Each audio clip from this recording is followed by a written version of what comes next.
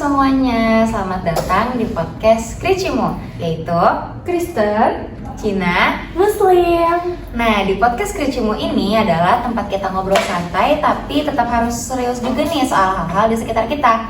Kali ini kita bakal bahas topik yang sempat ramai dan cukup sensitif, tapi juga sangat penting buat dipahami bareng-bareng, yaitu penolakan pembangunan gereja GBKP Runggun Studio Alam di Depok. Kasus ini sempat bikin perhatian publik karena sebagian warga menolak pembangunan gereja tersebut, sementara pihak gereja merasa bahwa mereka itu udah memenuhi seluruh aturan atas perizinan yang berlaku. Isu seperti ini juga bukan cuma tentang perbedaan keyakinan, tapi juga soal tentang gimana kita mempraktikkan toleransi di tengah keberagaman. Hari ini aku udah bareng dua narasumber yang keren-keren banget. Yang pertama ada Erlinda sebagai perwakilan dari warga sekitar. Hai Aima, makasih juga ya udah bisa diajak ngobrol. Yang kedua ada Kristiana sebagai perwakilan dari Jemaat Gereja GBKP Runggun Studio Alam. Hai Aima, terima kasih sudah mengundang saya. Jadi sebelum kita masuk ke pendapat masing-masing, aku mau sedikit kasih gambaran nih tentang latar belakang kasus ini. Jadi gereja GBKP Runggun Studio Alam di Depok itu rencananya akan dibangun di Kelurahan Kalibaru, Kecamatan Cilodong, Kota Depok. Depok ini dikenal sebagai kota yang cukup beragam. Banyak penduduk dari latar belakang agama, budaya, dan etnis yang hidup berdampingan. Tapi sayangnya dalam beberapa tahun terakhir, isu soal pendirian rumah ibadah masing-masing sering menimbulkan perdebatan. Kasus GBKP ini bermula dari proses perizinan gereja yang katanya sudah sesuai dengan Peraturan Bersama Menteri atau PBM nomor 9 dan 8 tahun 2006, yaitu aturan yang mengatur pendirian rumah ibadah. Nah, meskipun pihak gereja merasa semua syarat sudah dipenuhi, muncul penolakan dari sebagian warga yang merasa tidak pernah diajak sosialisasi atau musyawarah. Nah, setelah latar belakang kita tadi, aku pengen dengar langsung nih dari Erlin. Kalau menurut warga, sebenarnya apa sih yang bikin masalah ini muncul? Oke, jadi sebenarnya kami warga di sekitar bukan menolak karena agamanya ya, tapi kami tetap menghormati teman-teman yang berbeda keyakinan. Tapi yang bikin warga keberatan itu karena prosesnya kayak tiba-tiba aja udah ada izin keluar. Nah, sedangkan kami itu tidak pernah diajak musyawarah maupun di tingkat RT ataupun di tingkat RW.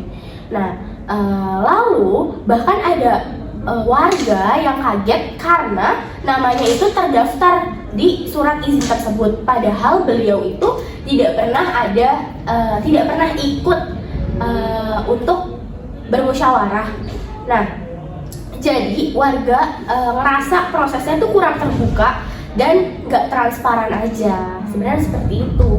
Jadi sebenarnya intinya tuh warga cuman pengen diajak bicara sama dilibatin dari awal aja ya. Iya, bener banget. Kalau dari awal aja tuh ada sosialisasi yang jelas, mungkin nggak bakal sampai ada penolakan kayak gini secara besar-besaran seperti ini. Oke. Sekarang setelah kita dengar dari sisi Erlin, kita juga bakal dengar dari sisi Kristiana nih sebagai perwakilan dari jemaat pihak gereja. Kalau menurut Kristiana gimana ya? Baik, saya akan menjelaskan dari pihak gereja dulu ya. Sebelumnya itu, kami itu sebenarnya pas bangun gereja, kami sudah punya surat tanah atas nama gereja. Kami juga sudah dapat surat IMB dari pemerintah dan negara pun sudah mengakui bahwa gereja itu akan dibangun di tanah tersebut. Lalu kita juga sudah meminta persetujuan warga. Jadi sekitar 60% warga itu telah setuju bahwa kami akan membangun gereja di sana. Terus kami juga sudah dapat rekomendasi dari FKUB. Dan kami juga secara administrasi kami bayar dengan Klaten. Lalu kami juga paham kalau misalkan warga itu misal ada yang kurang nyaman atau bagaimana, kami akan terbuka, kami akan memberitahu mereka bagaimana pembangunan gereja ini. Betul banget sih, sebenarnya kadang juga yang sensitif tuh bukan izinnya tapi perasaan masyarakatnya sih ya. Iya. Makanya kami juga kan udah coba menawarkan beberapa solusi, kayak misalnya kami ikut sosialisasi warga, dan kami pun memberikan hibah tanah untuk memperlebar jalan yang ada di depan gereja tersebut. Jadi pada saat umat-umat gereja sedang beribadah, parkir tidak mengganggu jalanan, tidak membuat kemacetan di sana. Dan kami juga bantu untuk membuat saluran air di sekitar warga, karena dengar-dengar di sana saluran air itu kayak mampet-mampet ya Ibu, maaf kalau memang saya salah. Dan juga misalkan ada 17 Agustusan, kami juga bantu memberikan bansos. Oke, sebenarnya berarti kalau dari pihak gereja udah terbuka juga ya buat komunikasi sama kompromi. Iya, kami sangat terbuka kok, dan kami pengen banget semua pihak bisa saling mengerti. Oke. Kalau kita bahas dari sisi hukum nih, sebenarnya Indonesia itu udah punya dasar yang jelas banget soal kebebasan beragama. Dalam UUD 1945 pasal 29 ayat 2 disebutkan bahwa negara itu menjamin kemerdekaan tiap-tiap penduduk untuk memeluk agamanya masing-masing dan untuk beribadat menurut agamanya dan kepercayaannya itu. Artinya, setiap warga negara punya hak untuk menjalankan ibadah sesuai keyakinannya, termasuk mendirikan tempat ibadah. Selain itu, ada juga peraturan bersama Menteri Agama dan Menteri Dalam Negeri nomor 9 dan 8 tahun 2006 yang jadi dasar utama pembangunan rumah ibadah. Dalam aturan itu dijelaskan bahwa pendirian rumah ibadah perlu memenuhi syarat-syarat administratif, dukungan minimal dari masyarakat sekitar, dan juga rekomendasi dari FKUB. Nah, kalau Kristiana, kalau dari pihak gereja sendiri tuh semua tahapan hukum yang tadi udah dijalanin kah? Sudah, tentu saja. Kami sudah berusaha untuk mengikuti semuanya, karena kami sudah dapat surat IMB, sertifikat tanah atas nama gereja, rekomendasi FKUB juga, lalu dan juga surat dukungan dari warga. Jadi kami nggak mau melanggar hukum untuk pembangunan gereja ini, karena kami tahu pembangunan gereja ini sangat sensitif ya. Oke. Jadi sebenarnya kalau gitu sebenarnya secara hukum tuh pembangunan gereja udah sah ya? Udah secara hukum, tapi kami juga sadar hukum aja itu nggak cukup karena belum ada rasa tenang gitu dari masyarakat. Makanya kami sangat terbuka jika ada warga yang masih ingin bertanya-tanya atau nggak masih ada konflik di antara kita. Nah, itu dia, sebenarnya warga itu juga bukan mau melawan hukum yang ada gitu loh. Tapi kami tuh cuma pengen prosesnya terbuka. Kami cuma minta dijelasin dari awal biar gak salah paham. Seperti yang ada kayak ada nama warga yang dicatat di surat izin tersebut, padahal beliau sendiri kan tidak mengikutinya. Jadi mungkin itu yang bikin warga, bikin kami juga kurang terbuka. Merasa izinnya tuh kayak, loh kok tiba-tiba keluar gitu. Ya sebenarnya ya intinya hukum dan sosial harus jalan bareng aja sih ya. Kalau kita lihat lebih dalam juga, kasus kayak gini tuh sering banget muncul karena ada kesenjangan antara izin administratif dan juga penerimaan sosial. Secara dokumen mungkin udah lengkap, tapi di lapangan masih ada yang merasa belum dilibatkan. Contohnya seperti kondisi warga ini. Di Depok, pemerintah sebenarnya udah tahu soal kasus ini, tapi responnya agak lambat. Pemerintah daerah cenderung hati-hati karena takut salah langkah. Jadi masalahnya berujung berlarut-larut. Kalau Erlin, dari warga sendiri tuh gimana deh tanggapannya atau pandangannya soal pemerintah ini? Jujur aja, kami tuh merasa pemerintah agak lambat untuk menangani kasus ini sendiri ya. Padahal kalau dari awal langsung dimediasi pada pemerintah, antar pemerintah, gereja dan masyarakat itu mungkin nggak bakal sebesar ini masalahnya ya. Tapi karena nggak ada langkah cepat, akhirnya warga tuh makin bingung dengan suasana yang makin panas. Dia tuh makin bingung sendiri karena dari pemerintah tidak ngasih jalan nih, baiknya gimana gitu. Jadi kita bingung.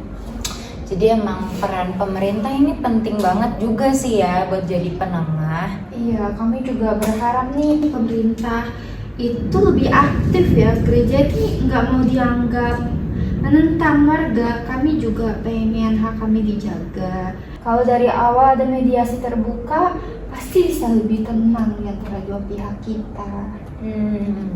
Nah, sekarang kita masuk ke bagian solusi. Kunci utama menyelesaikan konflik kayak gini adalah dengan komunikasi dan juga keterbukaan.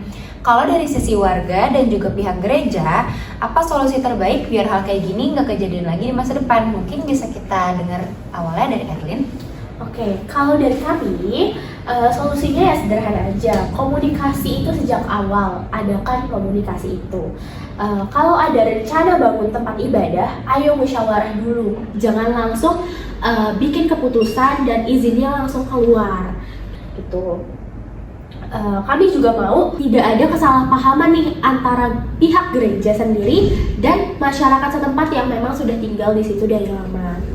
Lalu pemerintah juga harusnya lebih aktif mengawasi biar prosesnya adil buat semuanya antara pihak jemaat gereja yang mau beribadah agar mendapatkan tempat ibadah yang nyaman dan warga sekitar yang penduduk asli situ. Kalau dari pihak kami pengen banget lebih dekat sama masyarakat sekitar nih. Kami juga belajar bahwa ibadah itu nggak cuma soal bangunan, tapi juga soal hubungan sosial yang dimana kami itu mau kehadiran gereja bisa bawa manfaat untuk warga sekitarnya. Lalu misalnya lewat kerja bakti, lalu bantuan warga atau kegiatan sosial lainnya. Dua-duanya keren banget ya teman-teman. Jadi intinya komunikasi dan kepercayaan itu kuncinya. Nah, kalau kita lihat dari kacamata anak muda, isu kayak gini sering banget dianggap kayak bukan urusan kita. Padahal justru generasi muda punya peran yang penting banget buat toleransi di masa depan. Nah, kalau dari kalian sendiri, gimana sih pandangan kalian soal peran anak muda ini dalam menjaga kerukunan? Oke, menurut aku anak muda tuh harusnya peka dalam keadaan sekitar ya. Kita hidup di zaman yang serba terbuka, jadi jangan cuek sama isu-isu sosial. Sekarang udah bukan waktunya saling curiga cuma karena beda keyakinan. Oke, kalau itu aku setuju banget nih. Perbedaan itu bukan ancaman, tapi kan kesempatan untuk kita saling mengenal satu sama lain. Anak muda itu bisa mulai dari hal kecil loh, kayak nggak ngomongin agama orang lain atau nggak ngehina fisik orang lain ya, gitu sih. Nah, sebenarnya kalau kita renungin, kasus ini tuh ngajarin banyak hal juga loh. Kayak sebenarnya kerukunan itu nggak datang gitu aja. Tapi itu adalah hal yang harus dibangun dengan sabar, jujur, dan juga terbuka. Kalau dari sisi Muslim, menjaga ketertiban dan menghormati sesama adalah bagian dari ajaran penting. Sedangkan kalau dari sisi Kristen, kasih terhadap sesama juga inti dari keimanan. Artinya, dua sisi ini sebenarnya punya nilai yang sama, yaitu sama-sama ingin damai, sama-sama ingin hidup berdampingan dengan hormat. Makasih banget buat Erlin dan juga Kristiana yang udah meluangkan waktunya untuk berbagi pandangan dengan bijak dan terbuka. Buat teman-teman pendengar, semoga obrolan hari ini bisa jadi pengingat bahwa perbedaan bukan alasan untuk berpisah, tapi peluang untuk saling mengenal. Sampai jumpa di episode berikutnya. Tetap jaga kerukunan, hargai perbedaan, dan wujudkan Indonesia yang damai di tengah keberagaman. Terima kasih.